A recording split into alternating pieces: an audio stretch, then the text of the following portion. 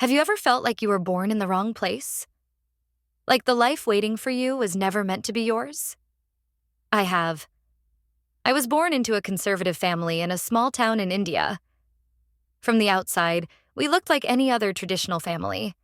Strict father, a mother who never raised her voice, a brother who had more freedom than I could ever dream of. But inside these walls, inside this house, I felt trapped. Not because I wasn't loved, but because I wasn't seen. My father believed that a girl's biggest achievement in life was to become a good wife. A well-mannered daughter who would one day become a well-mannered wife, who would then raise well-mannered children. That was the cycle. That was the future waiting for me. But I wanted more. I didn't want to be someone's responsibility. I wanted to be someone's inspiration. I wanted success, freedom, and yes, I wanted money. Not because I was greedy, but because I had seen what a lack of money did to people. I had seen my mother silently accept things she didn't deserve, just because she had nowhere to go. I had seen my father's authority come not just from his gender, but from his ability to provide.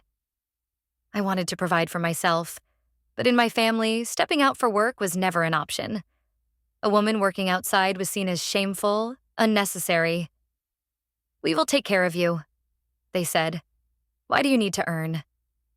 And so I had two choices: accept the life they had planned for me, or find a way to break free without breaking my family apart. One night, everything changed. I remember it so clearly. The weight of my phone in my hand, the dim light of my screen reflecting on the walls as I lay in bed, scrolling mindlessly. That's when I saw it. A simple post. A woman, just like me, had built a business online. She was selling handmade jewelry and earning money from home. It felt like a door had been opened. I spent the whole night researching, reading articles, watching videos, trying to understand how people were doing this.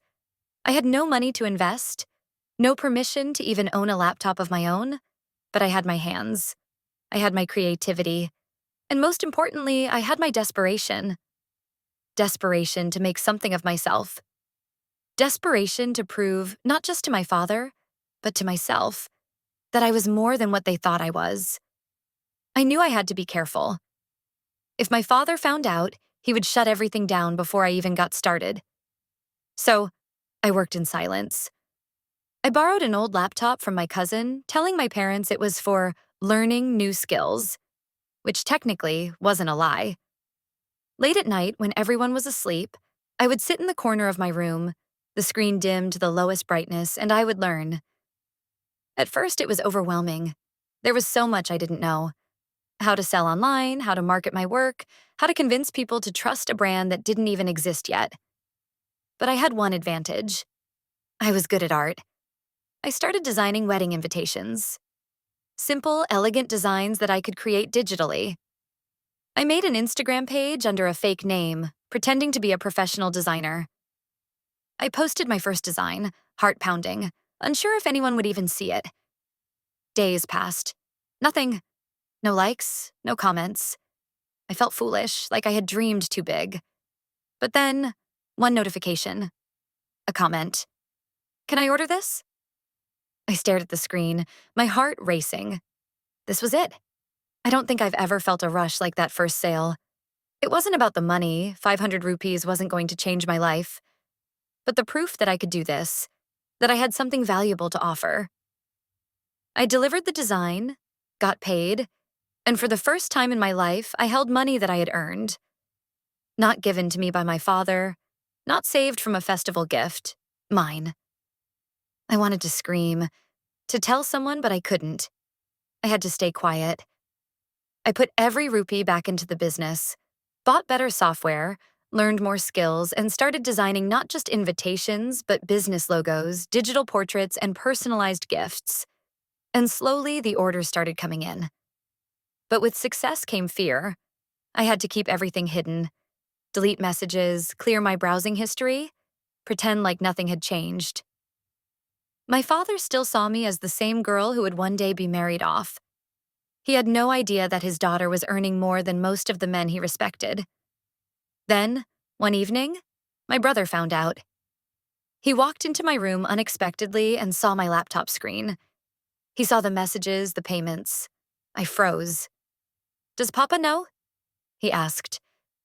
I shook my head, waiting for him to run out and tell everyone. But instead, he smirked. "Give me a cut," he said.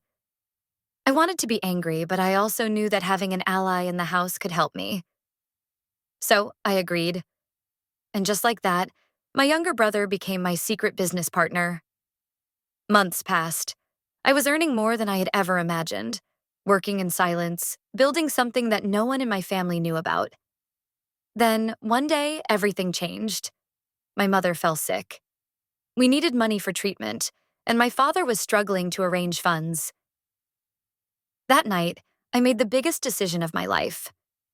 I transferred 2 lakh rupees from my business account to my father's. The next morning, he stormed into my room.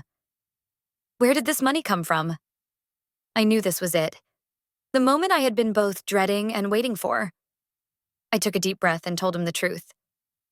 At first, he didn't believe me. But when I showed him proof, my bank statements, my clients, my work, he just stood there, silent. I waited for the explosion, for the shouting, the anger. But it never came. Instead, he just sat down. And for the first time, my father looked at me, not as a burden, not as someone waiting to be married, but as someone capable. He never questioned me again. From that day, I worked without fear. I kept growing my business. I invested, expanded, hired a team. And one day, I did something I once thought was impossible. I bought my own house. Now, I sit here, in a space that I built, sipping tea, looking at my bank balance, crores in savings, all from the empire I built within the walls of the house that once caged me. I am free. And I did it all, by myself.